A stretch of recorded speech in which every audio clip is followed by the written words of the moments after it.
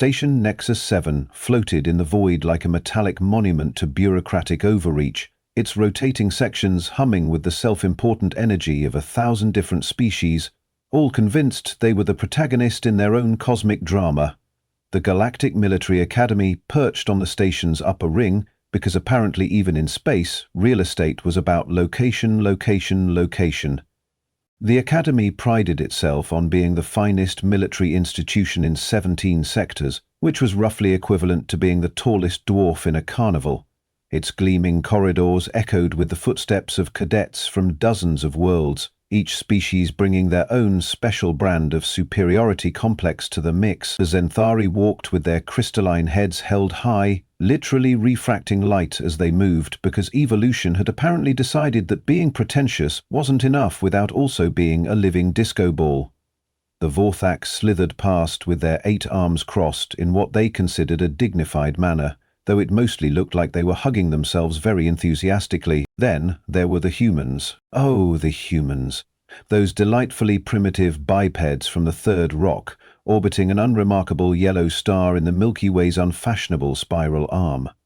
The Academy's admission board had initially rejected the first human applications, citing concerns about excessive aggression and alarming tendency toward creative violence, but the Galactic Council, in their infinite wisdom and complete inability to read a room, had mandated that all species must be given equal opportunity to fail spectacularly in public. The human currently standing at attention in Formation Hall Delta 7 was about as unremarkable as her species came, which was to say she looked exactly like the kind of creature that would invent nuclear weapons and then use them to make electricity.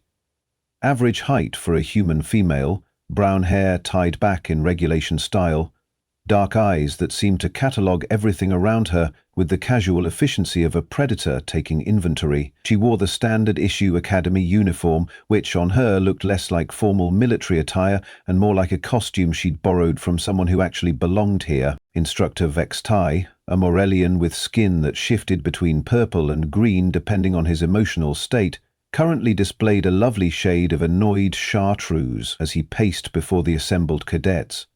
His 4 eyes, arranged in a diamond pattern on his elongated skull, swept over the formation with the practiced disdain of someone who had been breaking young spirits for 3 decades. Combat training, he announced, his voice carrying the melodic quality that made Moralians excellent singers and insufferable public speakers, is not about brute force. It is about finesse, technique, and the elegant application of superior intellect over base instinct. Several cadets nodded along, their various appendages rustling with agreement. The human remained perfectly still, which somehow managed to be more unsettling than if she had been fidgeting. The primitive species, Vextai continued, his tone suggesting he was discussing a particularly disappointing vintage of fermented algae, often mistake violence for strength.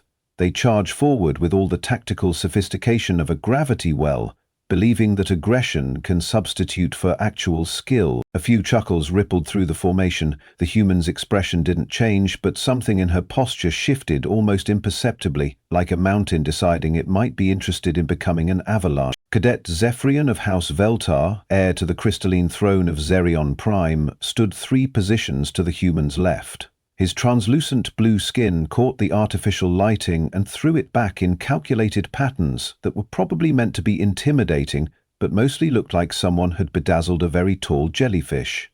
The Zephyrians were one of the first families of the galaxy, having achieved faster-than-light travel approximately when Earth's most advanced life forms were still trying to figure out which end of a rock made the better tool. Zephyrine had been watching the humans since orientation, the way a cat might watch a particularly interesting bug. Not with respect or even curiosity, but with the detached amusement of a superior being observing something that existed purely for its entertainment value. He had made it his personal mission to remind the Deathworlder exactly where she stood in the natural order of things, which was somewhere between useful and furniture. Today, Vextai announced, we will be practicing restraint techniques. The ability to subdue an opponent without causing permanent damage is the hallmark of a civilized warrior. The irony was thick enough to use as armor plating, considering that most of the species represented in this formation had histories that made human warfare look like a particularly aggressive game of chess.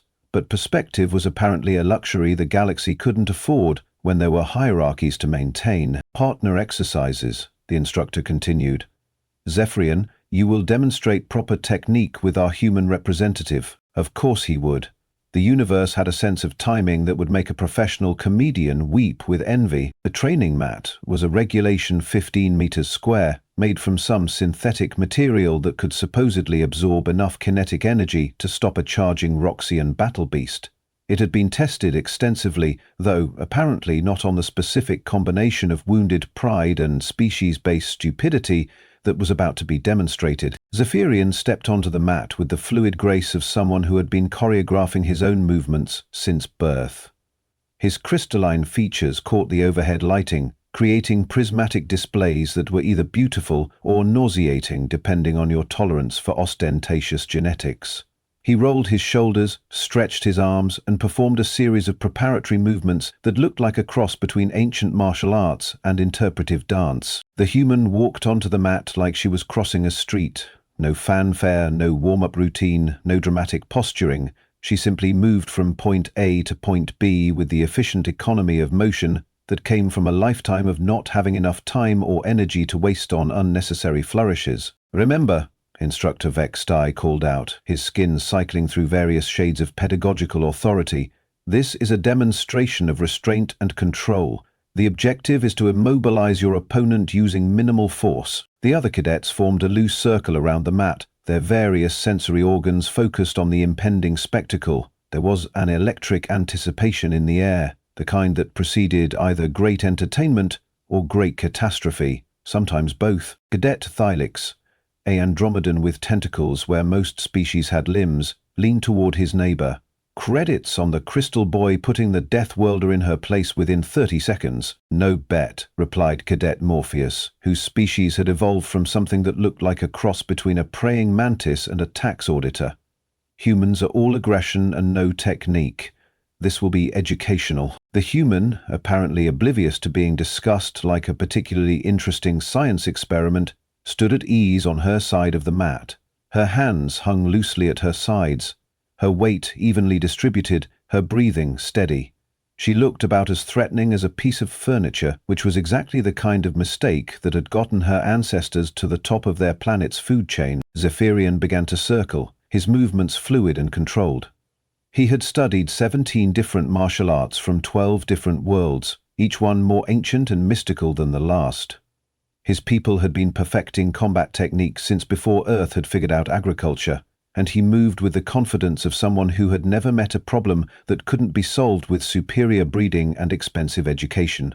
You know, he said, his voice carrying the casual cruelty of someone who had never faced real consequences, I have to admire your species' determination. Coming all this way, trying to compete with civilizations that were building starships, when your people were still living in caves. The human didn't respond. She didn't even look at him directly, her attention seeming to be focused on some point just past his left shoulder. It was the kind of selective attention that suggested she was either incredibly disciplined or completely unimpressed. I mean, Zephyrian continued, warming to his theme like a politician at a fundraiser, the effort alone is commendable, even if the results are predictable. A few chuckles rippled through the watching cadets. This was exactly the kind of interspecies drama that made Academy life bearable. Nothing quite like watching a Deathworlder get put in their place by their genetic superiors. The human shifted her weight slightly, a movement so subtle it was barely visible. But something in that tiny adjustment made Zephyrian's next circle a bit wider, his stance a bit more cautious.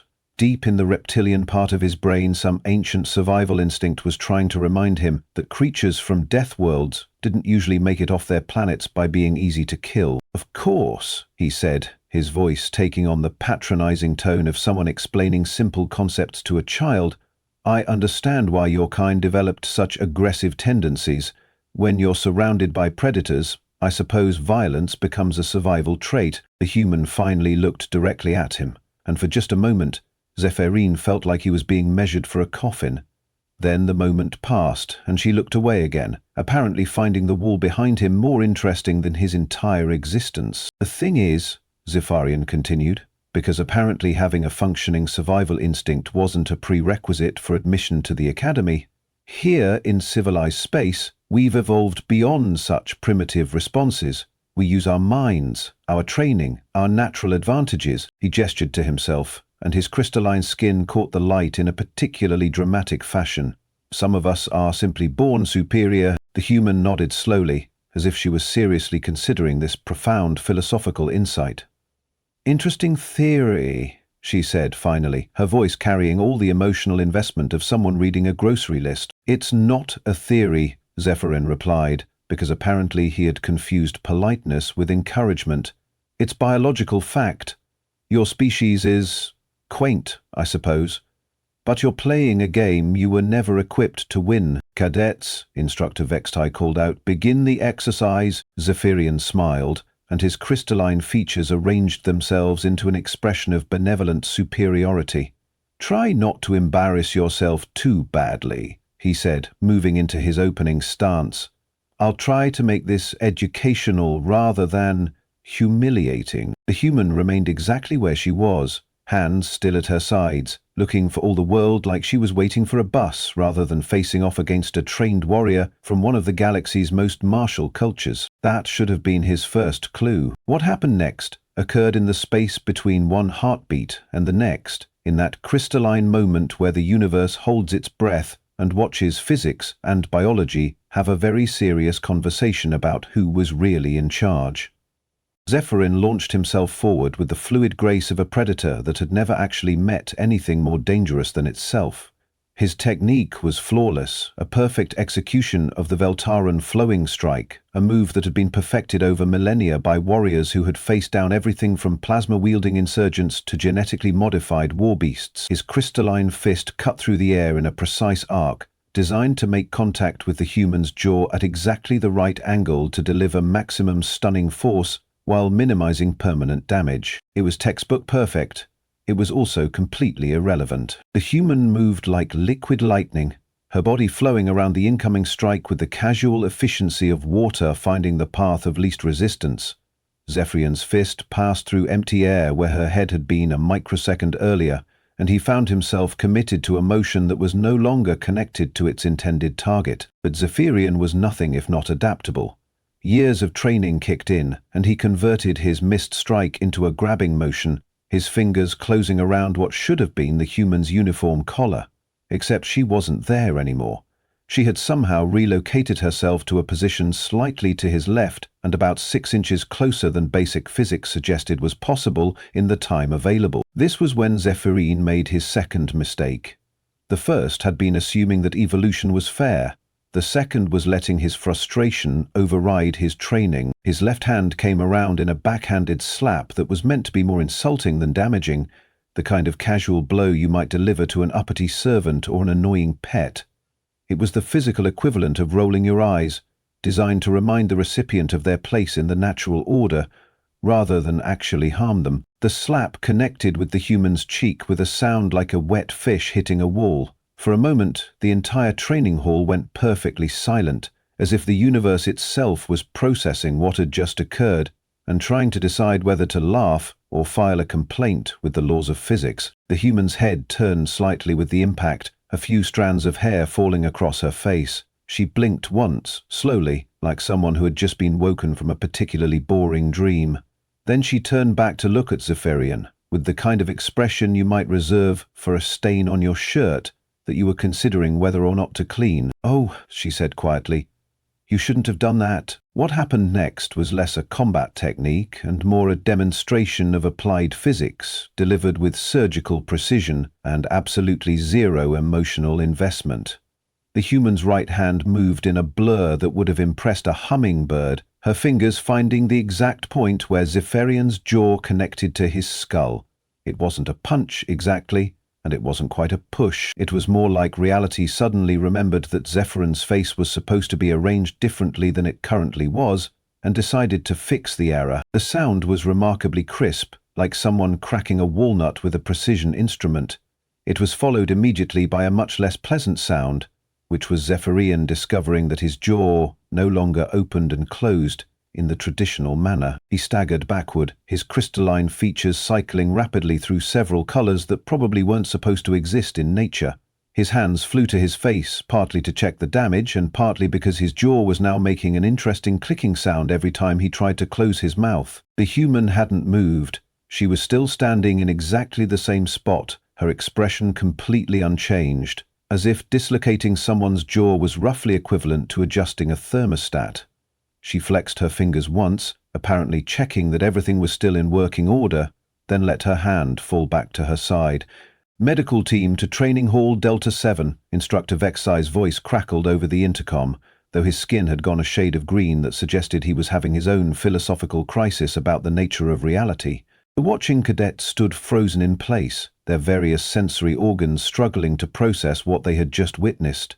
Cadet Tylix's tentacles had actually tied themselves in knots, which was apparently a stress response his species had developed for situations that exceeded their ability to understand cause and effect. Zephyrian tried to speak, produced a sound like a broken mechanical toy, and then gave up on verbal communication in favor of making increasingly frantic gestures at his face. The human watched this performance with the detached interest of someone observing a mildly interesting weather phenomenon. The medical team arrived with the kind of professional efficiency that suggested this wasn't their first experience with training accidents, though they paused momentarily when they saw Zephyrian's jaw, which was now sitting at an angle that made him look like a confused question mark. "What happened here?" demanded Chief Medical Officer Crickstall, a healer-class morphin whose entire body was designed around the concept of fixing things that other people had broken. "A training exercise," the human replied, her tone suggesting that this was about as comprehensive an explanation as anyone was likely to get. "Training exercise?" Crickstall repeated, running a scanner over Zephyrian's face. "This is a textbook mandibular dislocation, clean, precise, and executed with surgical accuracy." The human shrugged, a gesture that somehow managed to convey that she found the entire situation mildly tedious. "He slapped me, so you dislocated his jaw?" Seemed proportional. Crickstall looked from the human to Zephyrian, who was now drooling slightly and making whimpering sounds that were probably meant to be words. "You realize he's the heir to the crystalline throne of Zerium Prime?" The human considered this information with the same level of interest she might show to news about distant weather patterns. "That's nice. For him." The Administrative Board of Inquiry convened exactly 37 hours later, which was apparently the minimum time required for the galaxy's bureaucratic machinery to process an incident that had managed to simultaneously violate 3 different interspecies treaties, 2 Academy regulations, and what most observers were calling the natural order of things. The board met in Conference Room Omega-12, a sterile chamber designed to drain the life force from anyone unfortunate enough to spend more than 20 minutes inside it. The walls were the color of institutional despair, and the lighting had been calibrated to make everyone look like they were suffering from a wasting disease. Admiral Vrextor, a Valdorian whose species had evolved from something that looked like a cross between a grasshopper and a filing cabinet, presided over the proceedings with the grim determination of someone who had drawn the short straw in the cosmic lottery of professional responsibilities. His compound eyes reflected the room's lighting in a way that made him look like a very disappointed disco ball. "This hearing," he announced, his voice carrying the melodic quality that made Valdorians excellent bureaucrats and insufferable dinner companions, "has been convened to investigate the incident between Cadet Zephyrian of House Veltar and the human representative." The human sat at the respondent's table, looking exactly as interested in the proceedings as she had in everything else that had happened over the past 2 days. Her uniform was perfectly pressed, her posture regulation correct, and her expression suggested that she was mentally composing a grocery list. Across the room, Zephyrian sat with his jaw wired shut, communicating through a series of hand gestures that his translator was gamely attempting to convert into coherent speech. The results were about as successful as you might expect from a device trying to interpret the flailing of someone who had recently discovered that actions had consequences. "The facts," Admiral Vrextor continued, consulting a datapad that probably contained enough bureaucratic jargon to choke a neutron star, "are not in dispute. Cadet Zephyrian initiated physical contact by striking the human representative. The human representative responded by dislocating Cadet Zephyrian's mandible. The question before this board is whether such response was proportional and justified under Academy regulations. Professor Quintel, the Academy's expert on interspecies psychology, leaned forward. Her centaurian features were arranged in the expression of someone who had spent decades studying why different species couldn't seem to get along and had concluded that the universe had a sick sense of humor. "If I may," she said, her voice carrying the careful neutrality of someone who had learned not to take sides in cosmic-scale family disputes, "I think it would be helpful to understand the human's background before we proceed." Admiral Vrextor's compound eyes swiveled toward the human. "State your name and relevant training history for the record." The human looked up from whatever internal document she had been reviewing. "My name is classified under Terran Security Protocol 77 Alpha. My training history is likewise classified under the same protocol." A ripple of confusion passed through the board members. Terran Security Protocol 77 Alpha was typically reserved for individuals whose existence was considered a matter of planetary security.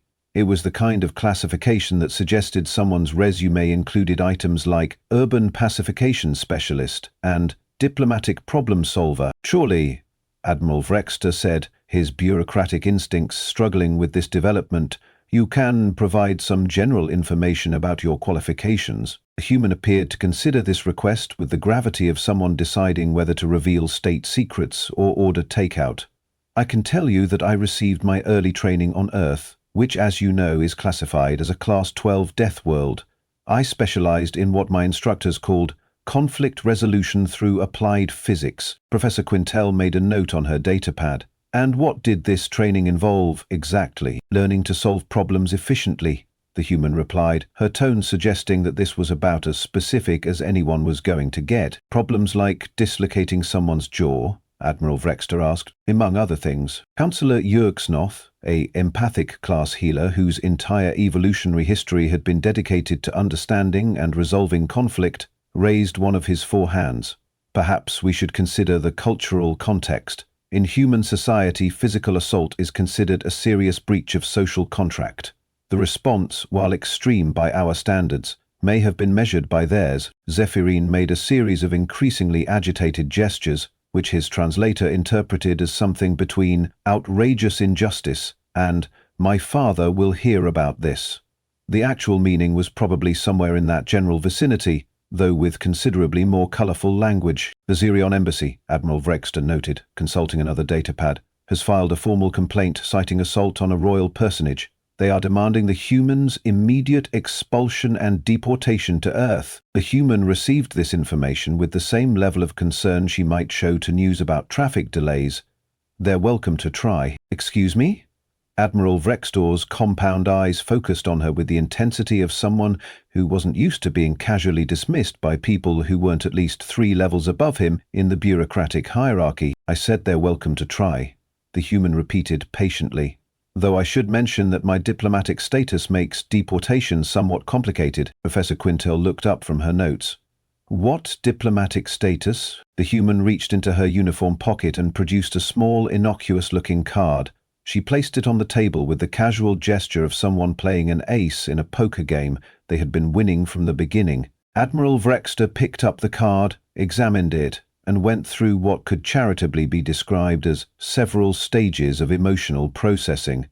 His exoskeleton actually changed color twice, cycling from bureaucratic beige to alarmed purple, before settling on the sort of green that suggested someone was reconsidering their life choices. "This is a Terran Diplomatic Corps credential," he said slowly, his voice carrying the careful tone of someone who had just realized they were standing in a minefield.